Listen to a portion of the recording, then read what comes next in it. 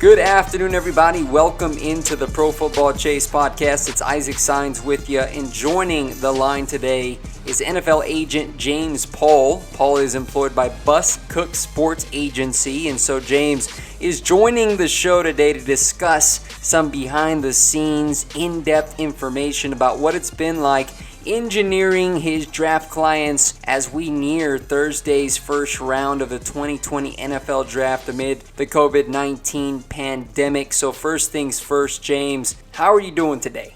Isaac, appreciate you having me on. Thank you so much. It's an honor to be on the podcast, and we're staying safe down here in South Florida with the family, the wife, and kids, so no complaints on my end.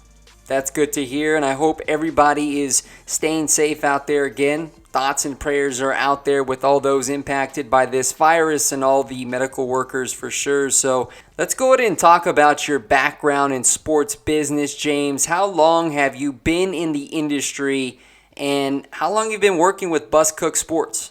Well, I've been in the industry now. This is going to be draft number 20 for me coming up this Thursday. Started fairly young, background in sports management as an undergrad, St. John's University up north. Got my MBA from the same school, moved down to South Florida, got my law degree, practicing law as well down here in South Florida. Been with Bus now for a little over a year, but I've known him for a while, but we reconnected about a year ago. So it's been a pleasure working with him, knowledgeable can be as far as the agent business is concerned, well respected by every single general manager and every single decision maker. So it's been a pleasure. Wow, 20 NFL drafts. That is quite the achievement. I'm sure you've been through the ups, you've been through the downs, and I'm looking forward to hearing how this one draft separates itself from all the previous years. But let's go ahead and take a look at the 3 draft prospects that you rep. And it's LSU offensive guard Damien Lewis, FAU wide receiver Deangelo Antoine, who actually was on the podcast a couple of months ago for an interview, Florida State offensive tackle Ryan Roberts. How have they each prepared for the draft without the luxury of pro days? Well, each of them are distinct in their own way. Damien Lewis, fortunate enough to play almost 15 games, winning a national championship, having the opportunity to go to the Senior Bowl, having a great week there, and then piggybacking that experience and taking it to the NFL Combine. So he's been evaluated on the biggest stage, the SEC level, number one, where every single scout is viewing that tape, and they're most likely for most of those games live. And then you take that momentum, and he takes it to the Senior Bowl, where every decision maker is there for that week of practice. And he had a great week of practice. He did extremely well in one-on-ones. He's a true road grader, a guy who's going to plug and play, I think, for the next 8 to 10 years, given the specific scheme that he's going to fit into. He had an opportunity to interview with multiple teams many times over at the Senior Bowl during the week. And then he took that momentum and took it to the Combine and piggybacked off of his momentum from the Senior Bowl. More interviews, did really well from a testing standpoint, but more importantly for him, this character is what we keep hearing has stood out in the interview process. And if you're going to check off all the boxes, if you're going through the process, obviously the 85% of the process is the film. So he checked off that box, playing in the highest level of college football. Then you end the season and you take it to the postseason, like we like to call it, from January to April. He checks off the box. He plays in a major all-star game. Does really well there. He checks off the next box. He goes to the Combine. There are no medical issues, which is another opportunity for players like himself to go out to the Combine, get an opportunity to get medical checks. And that's something that he checked out, got the green light for that. Interview process, checked off there. Character, checked off there. Unfortunately, the pandemic hit, and his pro day was canceled. However, comparing him to Ryan Roberts, the offensive tackle out of Florida State, and Deangelo Antoine out of FAU, who are non-combine guys, it's a completely different trajectory in terms of what Damon went through and what Antoine and Roberts have gone through, not having the luxury of playing in a major all-star game, being invited to the NFL Combine, and not having a pro day. So it's literally flipping it on its head and taking players who should be or would have had their normal course of action once January hit, stripped away from them because of this pandemic. So it's been an interesting time. So I can discuss Ryan Roberts' deal. He comes out of Florida State, and long offensive tackle, former NIU grad transfer into Florida State, former tight end in high school, so he's got great feet. He's long, he's athletic. Played in the ACC for 1 year, did really well. Got invited to the Gridiron Classic out in Texas in January, did well during a week of practice. And so we were building on that momentum, knowing that he most likely wasn't going to get invited to the Combine, but we were putting our eggs in that basket for the Pro Day to show what he can do and having all those teams come out to the Pro Day. And that was stripped away from him. So as an agent and an agency, how do you prepare those guys for what happens, being that you don't know what the next phase is going to be? So that's where you get creative and you start shooting virtual pro days. You start building on the relationship that you have with NFL scouts and saying, hey, listen, take a look at his film. Although he didn't have a chance to go to the Combine or have his own pro day, this is the next best thing. Now, scouts are not going to trust the times that are on that film. However, it gets them the opportunity to see how line moves as an offensive lineman. So I was told by multiple teams that they want to see physical movement on the film. So we made sure we did all offensive lineman specific drills that were done at the Combine so that they could see how athletic he is. The timing of his 40 and all that stuff wasn't really important, but we put that on there as well so they can get a feel for how athletic he is. And so that was sent out to all 32 teams about a month and a half ago, and I've gotten some rave reviews based off of his film. And in the NFL, you can never have enough good long offensive linemen from a depth standpoint. So Ryan has just been working out at home in Arizona, just keeping himself in shape, getting ready for the day. And as far as Deangelo is concerned, he's a speed guy. He transferred in from FAU, from USF, 3 years player there. Not the biggest guy in the world, 5'10", 5'10 and a half, but is a 4'4" guy, showed it on film, has the ability to stretch the field, get vertical, return man, punt and kickoff, so he adds value from a special team standpoint, but he wasn't along the same lines as Ryan. No major all-star games. He went to the Gridiron Classic out in Texas. He interviewed, but he hurt his hamstring, so he didn't even get to participate in a week of practice, unlike Ryan, who did and helped himself out from that standpoint. So Deangelo didn't get to check off all of the boxes. Didn't really participate in a major all-star game. When he did go after an all-star game, he got hurt. And so we were banking on him healing. He was training down here in South Florida with Tony Delani at XPE, getting ready for the pro day, which his was scheduled for April 2nd, which was one of the later pro days, and everything just hit. And so we had to get creative, create a video for him, virtual pro day. He ran some really good times, really functional strength, 17 reps, 225, short area burst with him is great. He's more of a slot guy, so we did all the slot route tree routes that you would see at the Combine, put that on the film and sent that out to teams, and he's going to have an opportunity to be a guy who hopefully will sign right after the draft, but we'll see what happens. And if he doesn't sign right after the draft, there's a possibility that he might have to wait, because this year, unlike many other years, there will not be a rookie minicamp a week or 2 weeks after the draft because the facilities will not be open. So NFL teams and players who will normally have an opportunity to work out for a contract during rookie minicamp, those players are going to be lost in the shuffle. What I've been told from numerous teams is when they do finally open up the facilities sometime in June or July, it's going to be a horde of maybe 30 to 40 guys getting invited to rookie minicamp, or maybe 5 or 6 guys will sign contracts. But it's going to be like no other draft compared to other years. Once that 7th round rolls around and that 7th round hits, the PFAs that normally would sign contracts with teams might be even less this year, because more than half of those players who are PFAs don't have credible medical checkups. On that note, my next question was, based on the feedback that you've heard from teams, how have teams' assessments of the non-combine invitees changed without those pro days and top 30 visits? Unfortunately, this year, there are going to be more players on the outskirts that would have normally signed PFAs that are not going to have an opportunity to sign a contract because of the lack of medical, the lack of having a top 30 visit, and having the character issues quenched. I feel bad. There's really a lot of players that are expecting to sign as priority free agents that are not going to sign because of a wave of those players that are deemed rounds 5 to 7. Those guys are going to get pushed to PFAs. And the guys who are considered PFAs are going to be pushed to the rookie minicamp phase. And that rookie minicamp is not going to take place until Lord knows what, maybe July, right before training camp starts.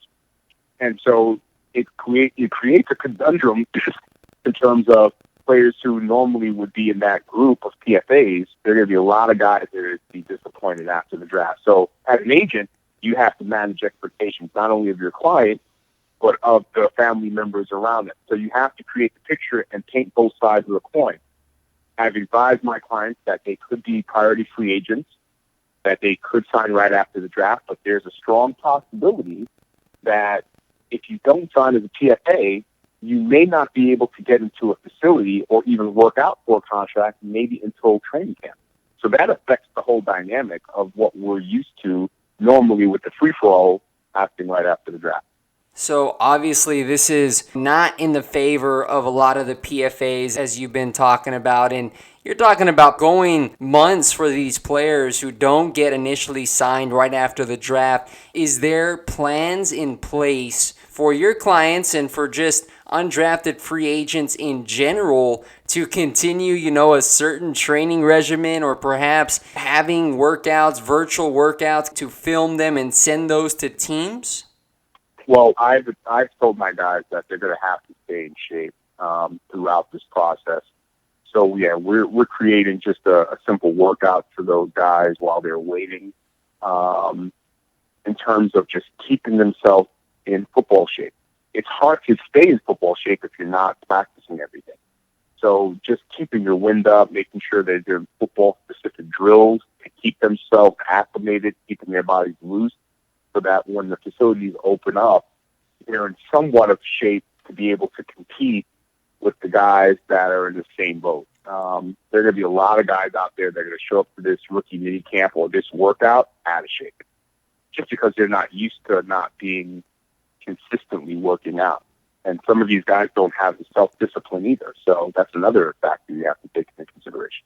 Talking about you, James, what has it been like for you in the weeks leading up to this year's NFL draft? Take me through what a typical workday looks like for you right now.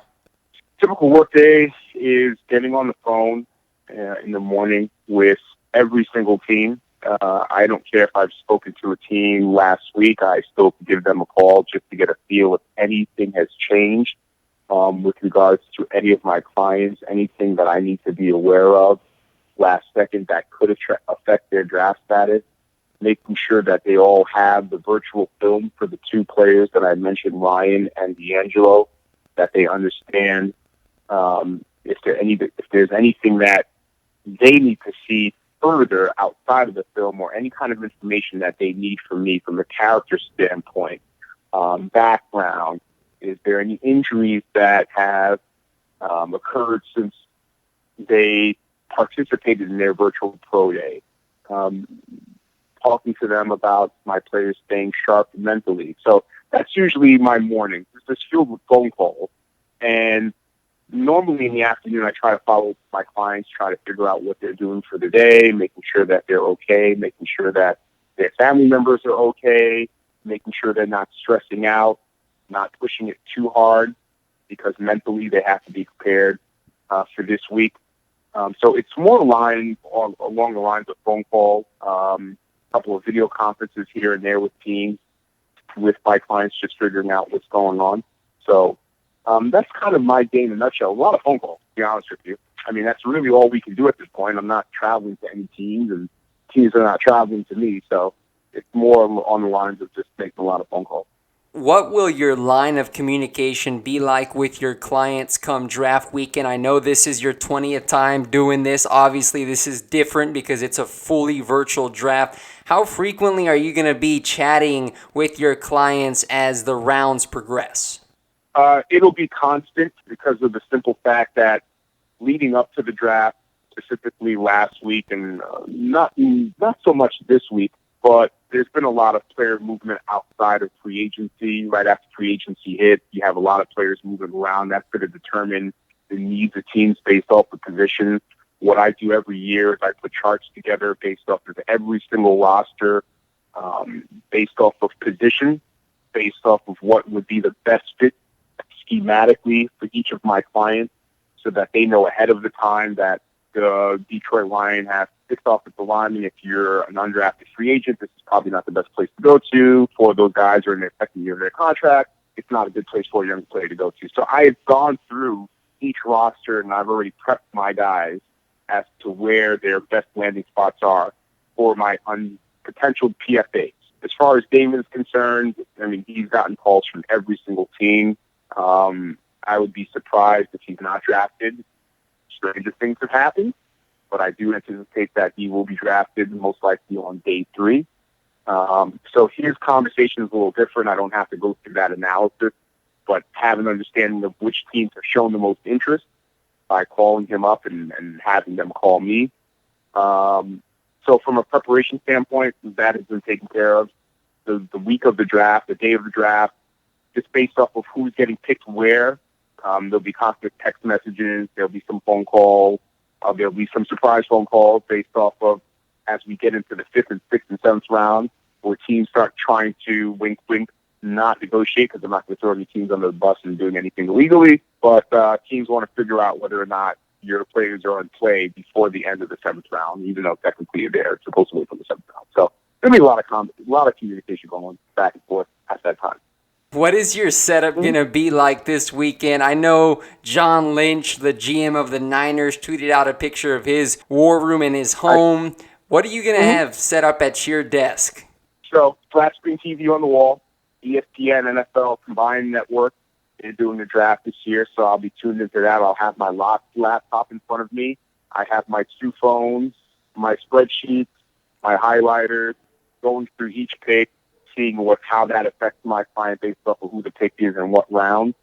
And it's just going to be an interesting, fun, different Thursday, Friday. Specifically, that Saturday is going to be a zoo house when it's rounds 4 to 7. And it's just going to be a different time. So that's going to be my arsenal for my quote-unquote war room on Saturday. Now, James, I just want to know which laptop or which phone's going to have ProFootballChase opened up for the draft live feed.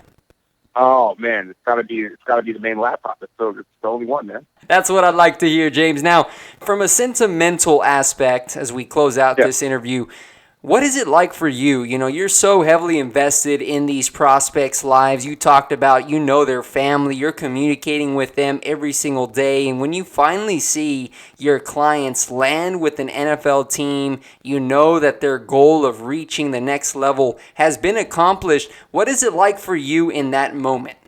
I've been in the business for a long time. My goal is always to see my client succeed. It's not about the agent. I work for the client. So for me, this is just a culmination of a lot of preparation and hard work. You invest time, you invest money, you invest your emotions into the player, into their family members. And when you first meet a prospect, whether that's November, December, January, October, depending on how early you're recruiting a kid, as an agent, you want to get to know his goals and his dreams. I make the joke when I speak to a player for the first time, if your goal is to be a WWE wrestler, then we're wasting each other's time, right? However, if your goal is to be an NFL player, then I want to be able to help you achieve those dreams. And the only way I can help you achieve those dreams is if you are open and willing to tell me your ability to work for that dream. I'm going to give you everything I have as an agent, based off of my connections, based off of how I see the business unfolding in these next 4 to 6 months, hypothetically speaking, back in November. And so when a player finally gets to that point and he signs or he hears his name called and he starts getting really emotional. It's an emotional time for us as agents because you're living through your agent. You're living through your client, I should say, as an agent, and you're living his dreams and you're watching them unfold in front of you. So it's a culmination of a lot of joy, but it's just the beginning. So the draft is just the beginning. Our goal really is to keep that relationship going throughout the playing career, and more importantly, once his career is over with, to be there by his side throughout the time that he's playing or when he's not playing, if he happens to leave the NFL early after 3 years, or if he gets to a second contract and he plays 10 years. So the relationships just get started when they get drafted or they sign as undrafted free agents, but it is a great, great time for a player because you never get that chance back. We've already discussed a variety of different topics about COVID-19, how it's impacted. We know the post-draft undrafted free agent process is going to be altered. We know that with no pro days and top 30 visits, it's been difficult for those players that have been unable to really showcase themselves and their talents. Now, are there any other issues or obstacles that this COVID-19 has brought upon you as an agent that we haven't already discussed? You know what I'm thinking, honestly, is going forward from a recruiting standpoint. I told myself that I'm not getting on an airplane before the end of this year. So I'm curious as to how it's going to affect future recruiting going forward if, A, number one, there is no college football players or, I should say, fans in the stands. Number two, if people aren't willing to get on airplanes to recruit players based off of this COVID-19, how is that going to affect the recruiting process? Is it going to be more of a virtual digital recruiting? Because if you can hold a draft and you can have top 30 team visits and build the trust of a player with a team virtually, why can't the same be done for agency work? So I wonder if that dynamic is going to change if we have this new normalcy. And to me, I'm always thinking ahead. I wonder if that will be part of the new normal, where I don't have to meet a kid face-to-face, although I would love to, because there's nothing like looking across from a player and his family in their eyes and saying, this is who I'm about, this is who you're about, let's connect the dots. But if COVID is taking away that ability, or if parents are uncomfortable with you coming into their house because they don't know if you have the COVID, how is that going to affect recruiting? So that's what I'm thinking about from a long-term solution. How is that going to affect the way we recruit clients going forward? It should be interesting. We'll see what happens. It is indeed interesting times with what's going on. And James, again, I appreciate you taking the time of your busy evening. I know draft night is 3 days away. Thursday night we got round 1, rounds 2 and 3 on Friday, and then 4 through 7 on Saturday. James, I wish you, your clients, their families the best this weekend, as these college athletes are going to get to potentially live out their dream of joining an NFL franchise. Isaac, I appreciate you having me on, and definitely we'll have the podcast rocking and rolling on draft weekend. All right, you take care, stay safe, and God bless. Take care, Isaac. I appreciate it.